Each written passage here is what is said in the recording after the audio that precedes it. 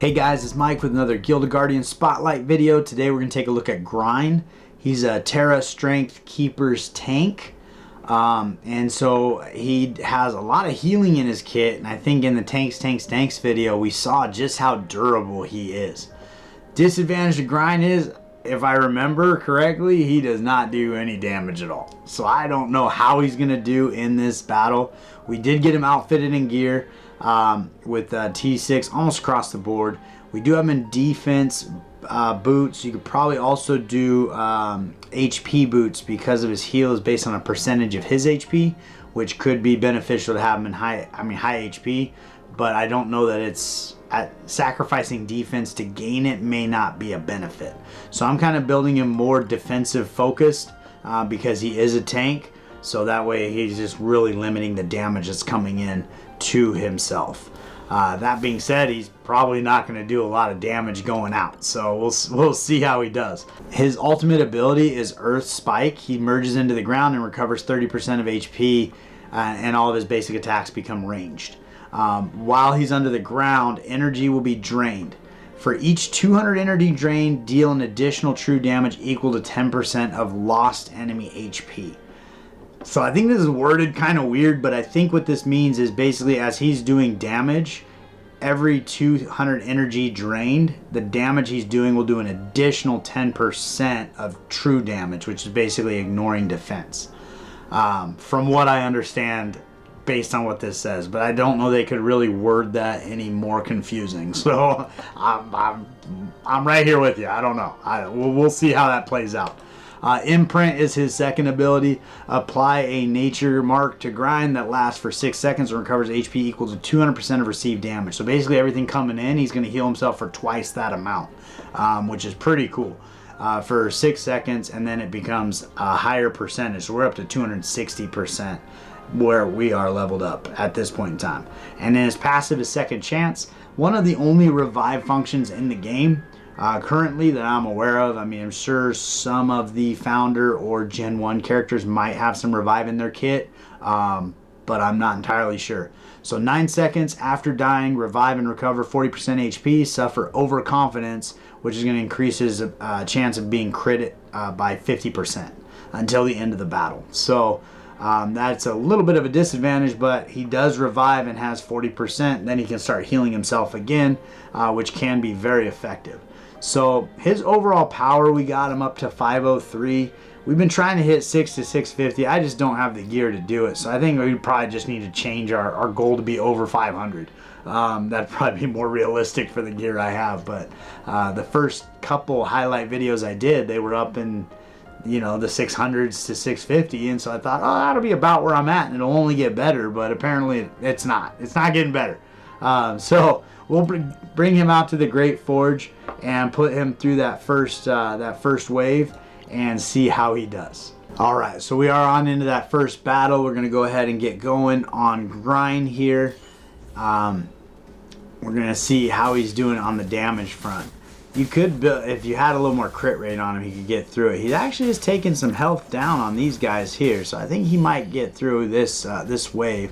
I think the struggle is the damage he's doing doesn't outweigh any heals that could take place. So if you have even a mediocre healer healing the enemy, he's not going to be the one that's damaging and getting through the wave. So he's tickling them to death here. So one thing to keep in mind with Grine, he is a Terra Guardian, so he is negative affinity to Cinder, so he is fighting an uphill battle here. But we're going to get back into this battle here. I'm not sure. I was talking too much. I wasn't paying attention to his ability when here he goes. So he's going to go ahead and Earth Spike right into the ground. You see him top himself off with health.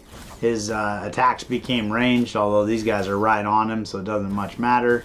But I mean, you look at his health, like he's not in any danger. He had 5 guys attacking him. He healed himself up. He's not in any danger of dying. But he's not fast. Like, we're going on to 40 seconds into this room, and he's just plugging away. But as a tank, you're not really necessarily looking for somebody to do damage. You mostly are looking for somebody that's going to be able to be survivable. All right, we were a little unfortunate here to get this stun ability. We got, I think it's a 15% chance on basics to get stunned. My guess is he probably will be able to heal himself through it. I don't know if he'll do enough damage to kill this wave, but we'll see.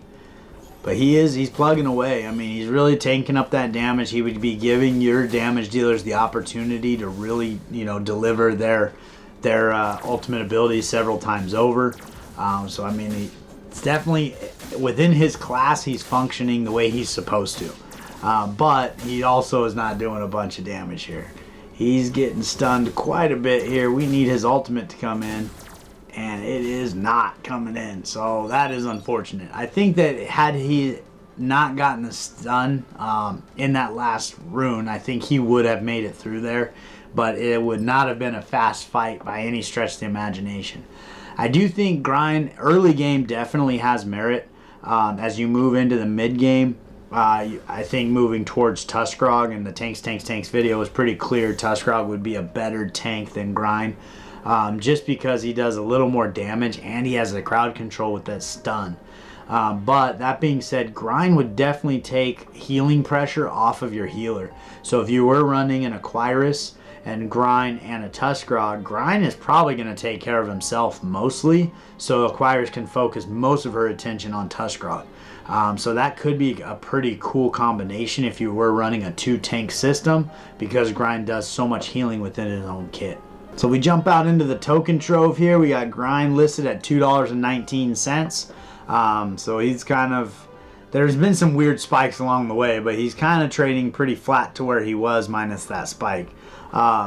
But that's probably fairly common. It's actually a little higher than a lot of epics. A lot of epics you can actually pick up for like $1.80 to $1.90. So he is a little bit higher.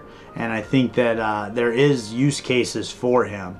And depending on those building block events, like they're making us use rare characters right now, there very well could be a situation where we need to run multiple tanks. And having a Grine on your team could be extremely beneficial. That would push his value up, overnight, just because people would be looking to pick him up, get multiple copies of him so they could enlighten him.